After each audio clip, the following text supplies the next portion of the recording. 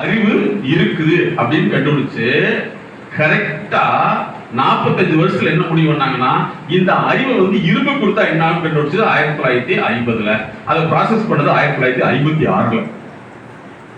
யோசிச்சு பாருங்க, நம்ம எந்த நூற்றாண்டு வாழ்ந்துட்டு இருக்கோம். இப்ப சரி, இந்த விஷயம் உங்களை தவிர மற்ற யாருக்காவது தெரியுமானே கேட்கல. வளர்ச்சிக்கானது அதுக்கு பேர் தான் உளவியல். வளர்ச்சிக்கானது என்னது? உளவியல். சரி, இந்த விஷயத்த நம்ம தான் சொல்லிருக்கோம்னா ஆதி காலத்திலேயே சங்கத்தமிழ் காலத்திலேயே திருவள்ளுவர் சொல்லியிருக்காரு. என்னன்னா, மனநலம் மண்ணுயிர் ஆக்கம் இனநலம் எல்லா புகழும் தரும். எப்பது? திருவள்ளுவர் 2000 ஆண்டுக்கு முன்னாடியே சொல்லியிருக்காரு. மனநலம் மண்ணுயிருக்கு ஆக்கம் இனநலம் எல்லா புகழும் தரும். ஒரு மனிதனுக்கு மனசு ஆரோக்கியமா இருக்குது அப்படின்னா அது என்ன செய்யும்னா இந்த உலகத்தில் உள்ள எல்லா உயிர்களுக்கும் நல்லது செய்யும்.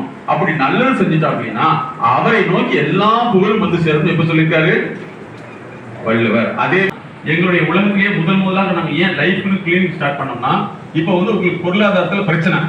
நீங்க யாராவது டாக்டர் பார்த்துருக்கீங்களா? சொல்லுங்க சார். படிப்புல பிரச்சனை, டாக்டர் பார்த்திருக்குமா? டாக்டர்ங்கிறது நீங்க மருந்து கொடுக்குற டாக்டர் நினைச்சுக்காதீங்க. அது மன இயக்கத்தை கண்டெடுத்து மாற்றக்கூடிய ஒரு துறை நிறுவனங்களை பார்த்திருக்குமா?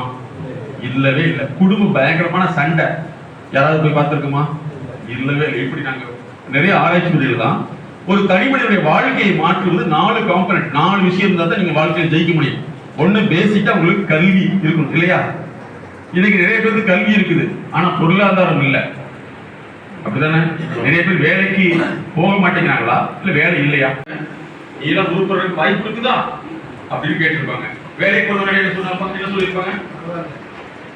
இல்ல, எங்கேயோ எப்பயோ இருக்கிறான் இவனுக்கெல்லாம் அப்படிதான் சொல்லியிருப்பாங்க. இல்ல மரியாதை இவர்களை போன்றவர்கள்லாம் வந்துவிட்டாருன்னு சொல்லியிருப்பாங்க. எப்ப சொல்லியிருப்பாங்க? அப்போ உங்களையே என்ன பண்ணிருப்பாங்க? தப்பா தான் சொல்லியிருப்பாங்க. அப்ப சமூகத்தை அந்த அதுக்கு நீங்க உடம்புல நோய் வந்தா போய் பார்த்துருவீங்க சார். என்ன நோய் வந்தா? இவனுக்கு சளி வந்தா கூட போய் பார்த்தவன்.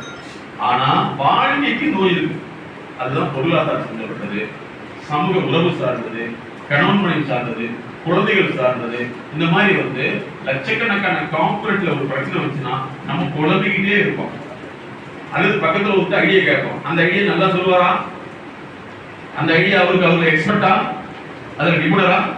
இல்லவே இல்லை. அவர் ஒன்னாம் கிட்ட பொறாமையில உனக்கு இது வேணும் சொல்லுவார். இல்லைன்னா இதெல்லாம் ஒரு பிரச்சனையா அப்படின்னு சொல்லி வட்டத்தை தட்டிடுவார் இல்லையா?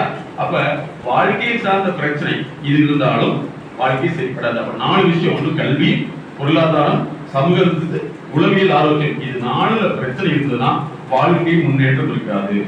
அப்படிங்கறத கண்டுபிடிச்சுதான் world first clinic for life, வாழ்க்கைக்கு கிளினிக் ஸ்டார்ட் பண்ணணும். இதெல்லாம் மருந்து கொடுத்து மாற்ற முடியுமா சார் வாழ்க்கைய? ஆரோக்கியம். இந்த 4ல பிரச்சனை ஏற்பட்டாதான் உங்களுக்கு வரக்கூடியது என்ன தெரியுமா? அழுத்தம். என்ன அழுத்தம்? அழுத்தம். நல்லா நீங்க ஒரு அரசு துறை சார்ந்ததோ அல்லது பிரைவேட்லயோ ஒரு வேலைக்கு இருந்தீங்க, உங்க குழந்தைய சரியா படிக்கலன்னு சந்தோஷப்படுவீங்களா? அது என்ன பெரிய அழுத்தம் உருவாக்குமா? சரி, அந்த குழந்தை படிக்கல, பரவாயில்ல படிச்சிருச்சு, அதுக்கப்புறம் கல்யாணம் சரியாகல, நிம்மதியா இருக்க முடியுமா? சரி, கல்யாணம் ஆகிறதுக்கு முன்னாடி வேலைக்கு போகல, நிம்மதியா இருக்க முடியுமா? சரி, வேலைக்கெல்லாம் போகுது, எப்பவுமே சண்டை பண்ணிட்டு நிம்மதியா இருக்க முடியுமா? சோ இந்த 4ல 1 கம்மியானாலும் உங்களுக்கு வரக்கூடியதா அழுத்தம்.